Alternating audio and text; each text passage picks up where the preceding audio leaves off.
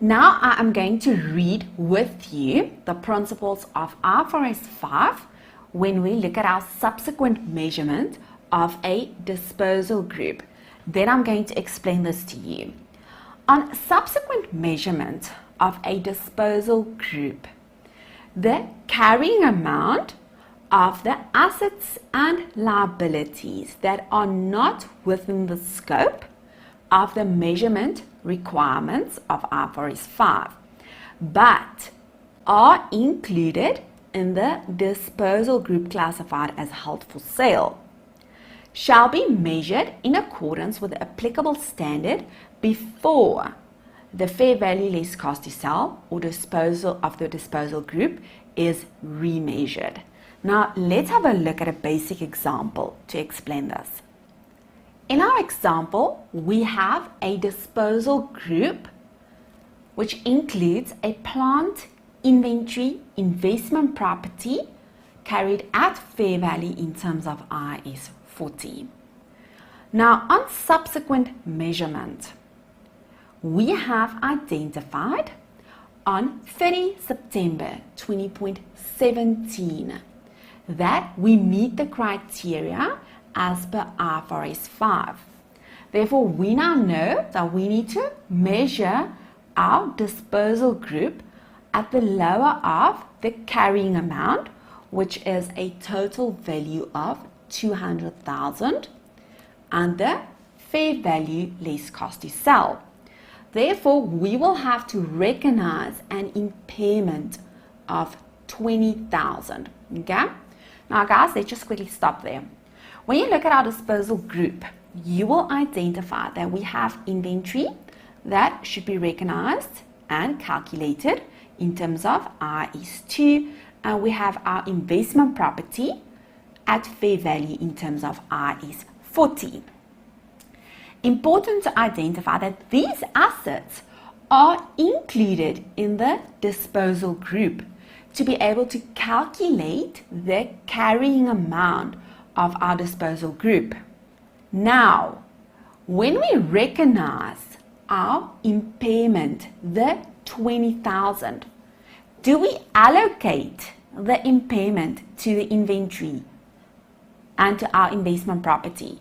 Are we going to allocate this to investment property and our inventory? No, we are not going to do this because inventory and investment property is out of the scope of our measurement. Remember, measurement calculations.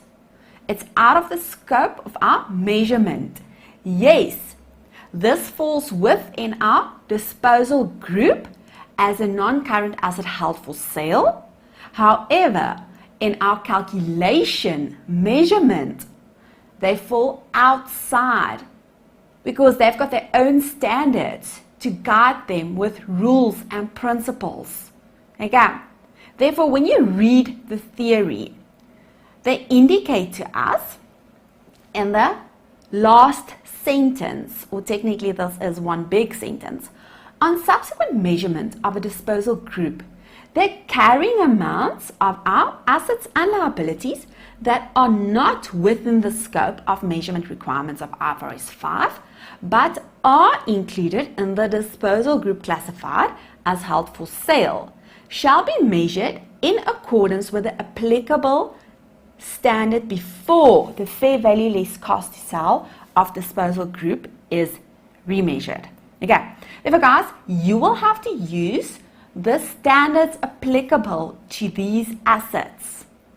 Now, when we look at our impairment loss, extremely important, very similar to IAS 36, the impairment loss of a disposal group shall first be allocated to goodwill and then proportionally to our other assets.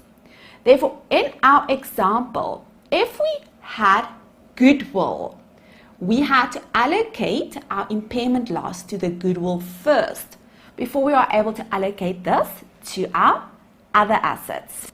Now, let's just quickly talk about reversal of impairment losses.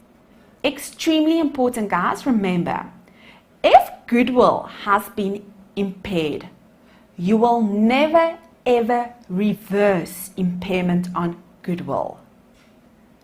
I'm first going to explain the impairment reversal on our individual assets. Now, important guys, it is limited to the cumulative impairment losses recognized in terms of IFRS 5 and previously in terms of IAS 36. Now again, on our right hand side, our basic example, we have our asset on initial measurement, lower of carrying amount or fair value less cost to sell, and we have identified that this is 70,000 and we've recognized an impairment loss of 10,000. Now on subsequent measurement, we have identified that the fair value of our asset is now 85,000. Previously, we have recognized an impairment of 10,000, but now we want to reverse that impairment and we want our asset to be recognized and measured at 85,000, therefore an increase of 15,000. But that 15,000 is limited to 10,000. Therefore, we may not recognize 15,000 as a reversal, only 10,000. Now, let's read through the reversal of impairment loss relating to our disposal group. Then I'm going to explain this to you.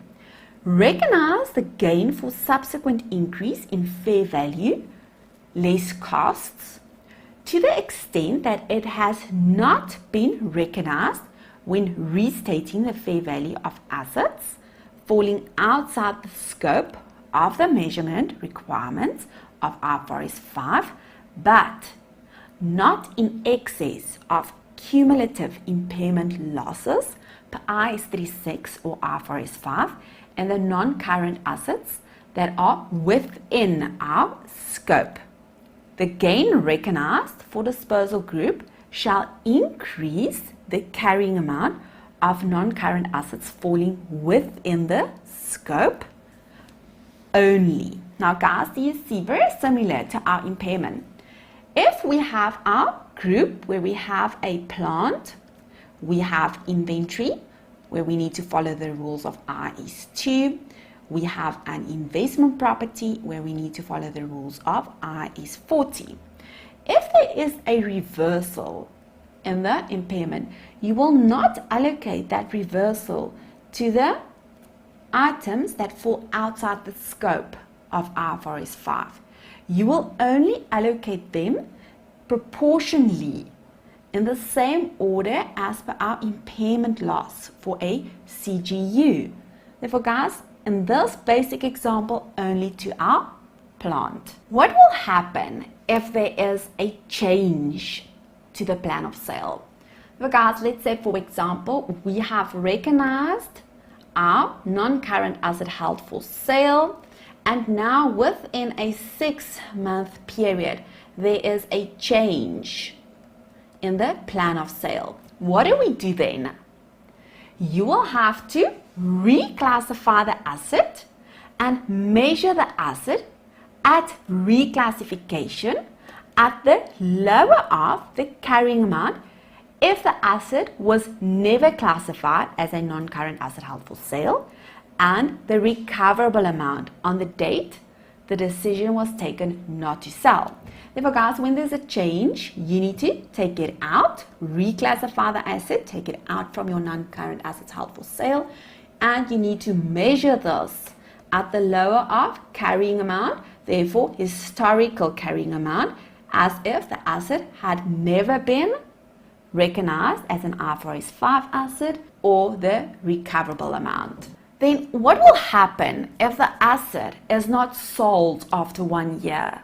Therefore, for example, if the criteria was met on 1 January 2017 and now on 31 December 2017, the asset is not yet sold. Okay, now you will remember, based on the criteria we've indicated, that the asset should be sold within a 1-year period. If, guys, and if the reason to this is 1, due to circumstances outside the control of our entity, and there is sufficient supporting evidence, then this is fine. You can still leave the asset as a non-current asset held for sale. If it is not the case, you need to take out that asset and reclassify the asset back to the original standard. Then guys, you can work through discontinued operations exactly the same. Very important, please make time to go through your disclosure requirements. You need to know how to present and disclose a non-current asset held for sale, a disposal group, as well as your discontinued operations. Therefore, please ensure that you make time and work through this in your IFRS standard.